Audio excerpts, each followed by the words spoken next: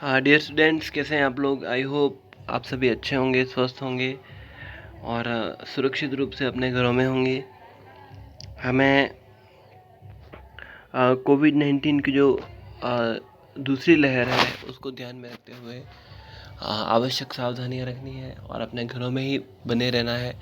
जब तक ज़रूरी काम ना हो तब तक घरों में ही रहें और शादियों में और ऐसी जगहों पर ज़्यादा इकट्ठे ना हो। शादियों में जहाँ तक आप अवॉइड कर सकें ज़रूर अवॉइड करें, क्योंकि ये बहुत ही ख़तरनाक स्ट्रेन है और ज़्यादा डेडली है, तो इस बात का आपको ध्यान रखना है।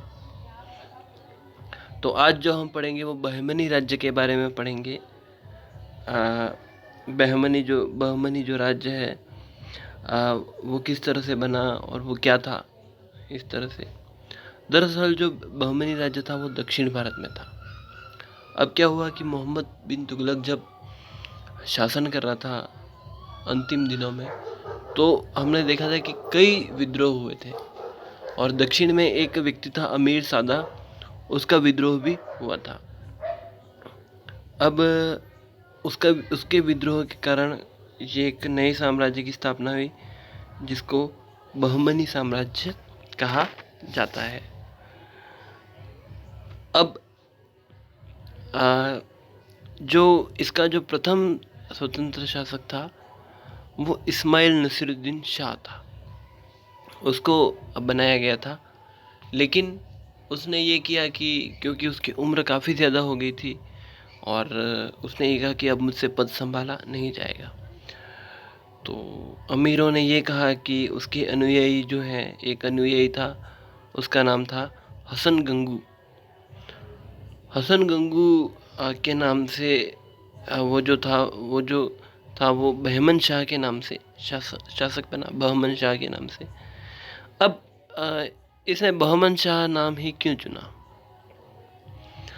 तो कई जगह पर ये लिखा भी गया है कि क्योंकि ये हसन गंगू एक ब्राह्मण के वहाँ नौकर हुआ करता था कभी, तो उसने बहमन शाह के नाम से शासक बना। वो लेकिन एक अपुष्ट बात है। तो हमको केवल इतना ध्यान रखना है कि उसने बहमन शाह नाम चुना और उसका जो साम्राज्य है वो बहमनी साम्राज्य कहलाया। अब क्या हुआ कि उसने जो अपनी राजधानी बनाई वो थी गुलबर्गा। अब जो शासक है वो जिसके बारे में पढ़ रहे हैं, मोहम्मद शाह प्रथम। हम एक्चुअली क्या है कि सारे शासकों को कवर नहीं कर रहे हैं, अब वो काफ़ी लंबा हो जाएगा। हम केवल जो मुख्य शासक हैं, जो इम्पोर्टेंट हैं इस साम्राज्य के, उन्हीं को कवर कर रहे हैं। तो मोहम्मद शाह प्रथम जो था, इसने साम्राज्य को पुनर्गठित किया। इसके काल में विजयनगर शासक बुक्का प्रथम ने आक्रमण किया और उसने अच्छे तरीके से उस शहर को लूटा। तो बदले में मोहम्मद शाह प्रथम ने भी विजयनगर पर आक्रमण किया और निर्दोष हिंदुओं की हत्या की। इस युद्ध में पहली बार तोपखाने का प्रयोग हुआ और दोनों इतना नरसंहार हुआ कि दोनों पक्षों में समझौता हुआ कि अब फ्यूचर में कोई भी युद्ध किया जाएगा उसमें ये ध्यान रखा जाएगा कि निहत्थे नागरिकों की हत्या न की जाए। उसके बाद मोहम्मद शाह द्वितीय शासक बना और ये एक शांतिप्रिय व्यक्ति था और विद्वानों का संरक्षक था।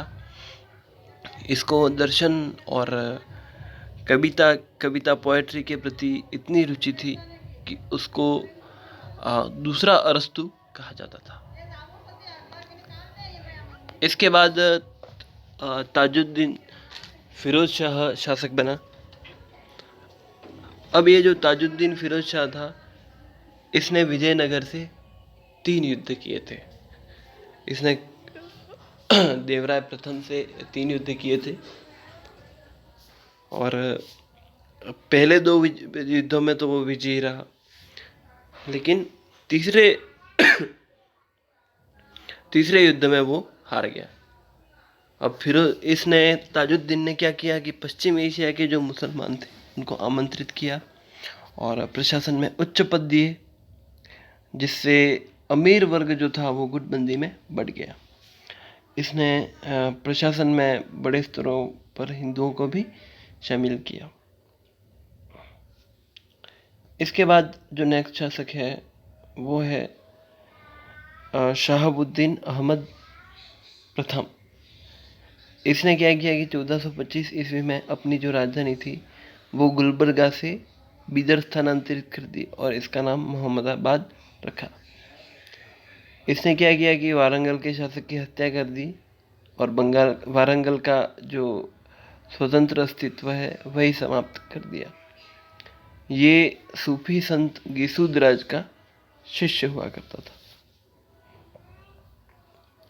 इसके बाद एक हुमायूं नाम का व्यक्ति, इसके बाद अलाउद्दीन अहमद शासक बना और अलाउद्दीन अहमद के बाद हुमायूं शासक बना। ये हुमायूं इतना क्रूर था कि इसको जालिम की उपाधि दी गई थी। जालिम कहा गया था उसको, इस व्यक्ति को। इसको दक्कन का नीरो भी कहा जाता है। इसको दक्कन का नीरो इसलिए कहा जाता है क्योंकि उसके राज्य में अशांति फैली हुई थी और वो अपने में ही मस्त था। इसको अत्याचार करने में काफ़ी आनंद आता था। और इसका जो इसकी जो उपाधि है, इसीलिए इसको जालिम की उपाधि दी गई है।